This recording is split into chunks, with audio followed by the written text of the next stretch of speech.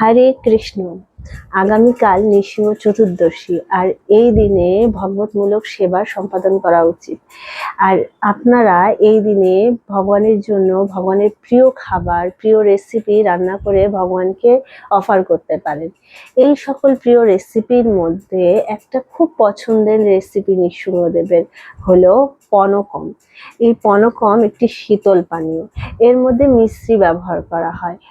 যেহেতু বৈশাখ মাসে প্রচুর গরম, প্রচুর তপ্ত রৌদ্র, তো এই সময় নৃসিংহদেবকে শীতলতা প্রদান করার জন্য এই পানীয় ভগবানকে নিবেদন করা হয়। এটি নৃসিংহদেবের অনেক পছন্দের একটা রেসিপি। তো চলুন জেনে নেওয়া যাক এই রেসিপিটি কিভাবে তৈরি করা যায়।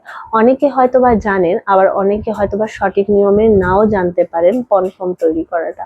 তাই চলুন আমি এই ভিডিওর মাধ্যমে আপনাদেরকে আজ দেখিয়ে দেব পনকম কিভাবে তৈরি করা হয়। তবে আমি দুটো পদ্ধতিতে পনকম তৈরি করা দেখাবো। দুটোই করা যেতে পারে, দুটোই অনেকে করে থাকে। তো চলুন দেখে নেওয়া যাক।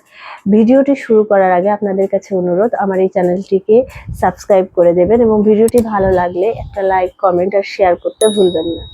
তো প্রথমে একটা গ্লাস নিয়ে নিব, সেই গ্লাসে একটু শীতল জল দিয়ে দেব। একটু জলটা ঠান্ডা হলে ভালো। তারপরে দিয়ে দেব মিশ্রি। তো এটা আমার গুঁড়ো করা মিশ্রি ছিল, আমি এটা মিক্সচার মেশিনে একটু ব্লেন্ড করে নিয়েছিলাম। তারপরে এর মধ্যে দিয়ে দেব 2 চামচের মতো লেবুর রস, আর দেব 2 চামচের মতো আদার রস। তারপরে এটা মিক্স করে ফেলবো। মিশ্রি আমাদের শরীরকে ঠান্ডা রাখে, এটা আমরা সবাই জানি। আর এটা নৃসিংহদেবের খুব পছন্দ মিশ্রি।